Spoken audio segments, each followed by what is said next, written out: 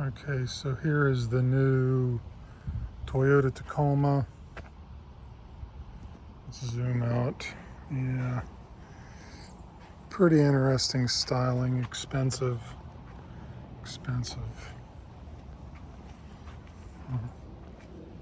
Pretty nice looking. Little ripple there.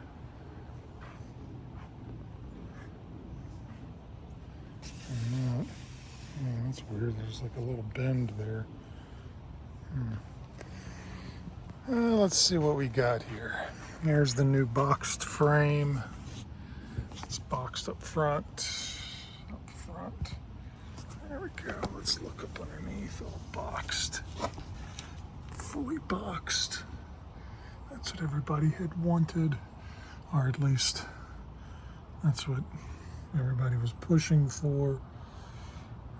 It's kind of weird. It flares out real close to the edge, right up front. It looks almost like a jack point. That's like some kind of plastic cover. Let's see what we got. There's a transfer case. This is a four-wheel drive model, of course. Let's see, there's transmission and engine. You kind of see everything up under there.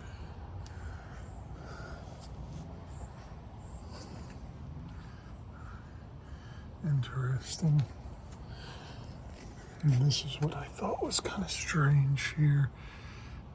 Here's coils for the rear of the four-wheel drive model with some kind of stabilizing bar there. Okay, so you've got this big frame piece here that holds the top of those coil springs, and this is the four-wheel drive model.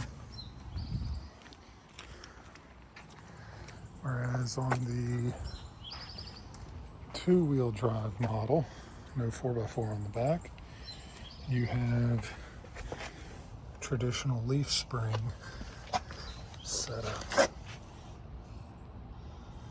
And where the top of this thing was, there is nothing. So you can see straight down to that axle through there. Box frame though, unlike the old Toyota triple tech frame on the old Tundras and old Tacomas, which had a boxed frame up front, kind of like this. And then as you move to the back, it became a lipped C-channel frame, reinforced C-channel.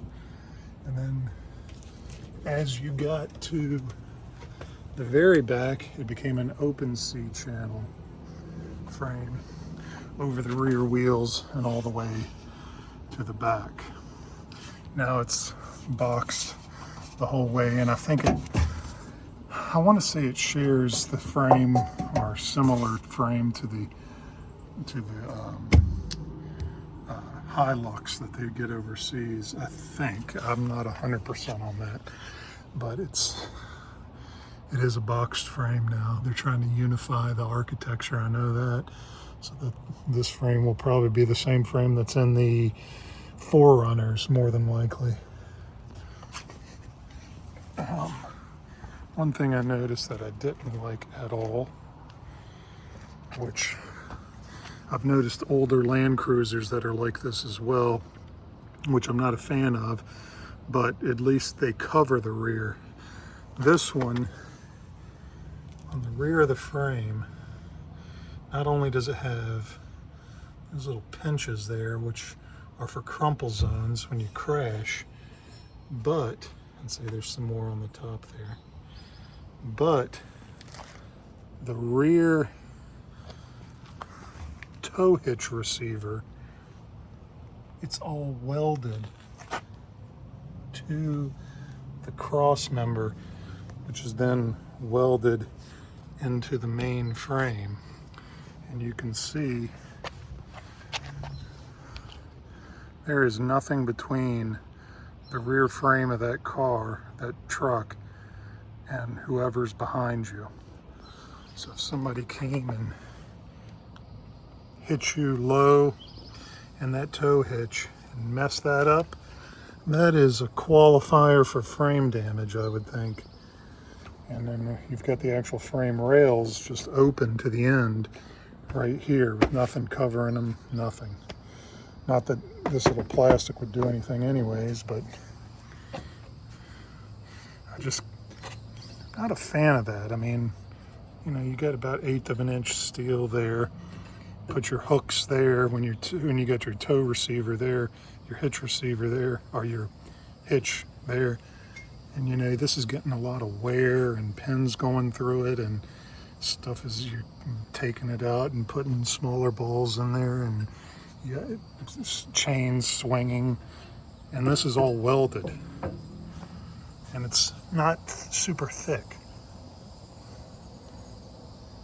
See, I look at that as this is the frame. That's part of the frame. I don't like that. If this were replaceable, that'd be one thing, but what are you gonna do? Cut it out and replace it? I'm not a fan of that. Land Cruisers did have a similar setup, but the bumper covered Land Cruisers all the way back. And I think the ones that did have a receiver, it was like a different size receiver, and you know, you're not going to tow a lot with a Land Cruiser.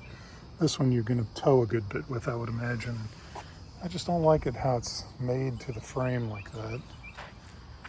I'm not a fan of that, but I do like the fully boxed aspect. That's kind of nice, going back to the old style of Toyota Hiluxes and older Land Cruisers and stuff.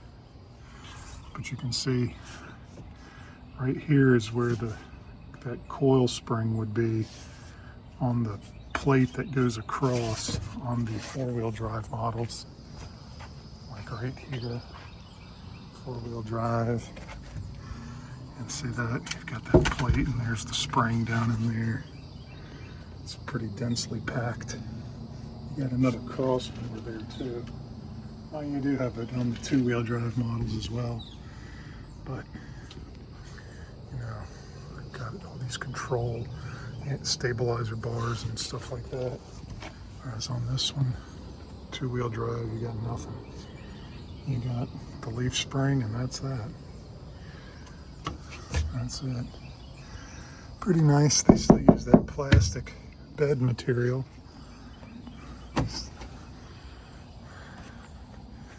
I'm kind of split on the styling. It's much more rugged looking, but the prices. I remember my first Tacoma back in 2009. I bought for $14,000. It's brand new. Base model. This one's quite a departure from that. It might have been closer to 15, but yeah. Anyways, okay, and here's the Tundra. And just a quick comparison. This is a two-wheel drive model, and it's got those coil springs in the rear, just like the four-wheel drive models. And again, unlike the Tacoma, and you can see the bolts back there, unlike the Tacoma, the rear bar on the Tundra is bolted onto the frame. It's a rear bumper bolted on, so that if somebody smashes into the back of your Tundra, it does not cause, maybe won't cause frame damage. Not so with the Tacomas. Really humongous profile. I mean, that's like 10 inches from there to maybe 8 inches from there to there. Yeah, that's maybe 7.5, 7. It's a big frame, the tall profile. Let's look underneath. Yeah, nice. Pretty nice. Oh, it's made. I love looking at how things are made and look at all the little reinforcement areas and stuff. I don't know what all this is. I'm curious. That's like a weld there. But that couldn't be a separate place, could it? Separate piece, I mean. I don't know. See the same thing down there. The Tacoma had a lot of that stuff going on too. I don't know. Odd.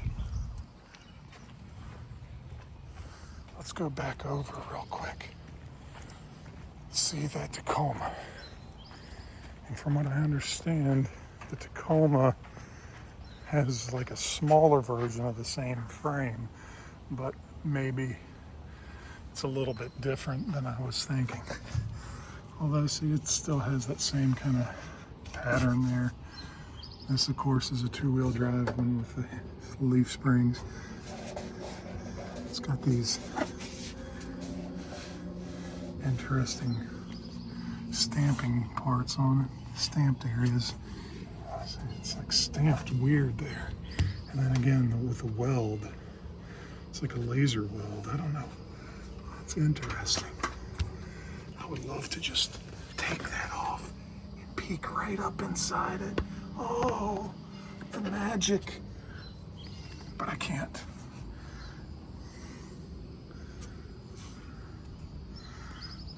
Anyways, there we go. Let's see. Is this plastic? Is this open? Nope. How about this one? Nope. I like that shifter. That's cool. That looks like a utility shifter. Oh, diamond plate seats. Oh, wow.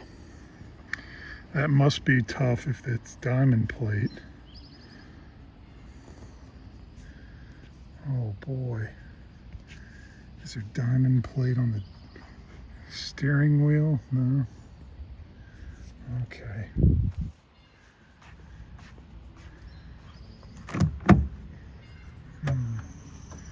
Oh, look at that.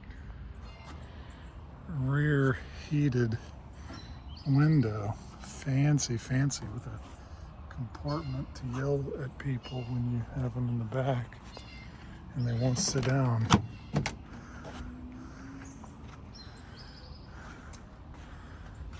Okay, that's it.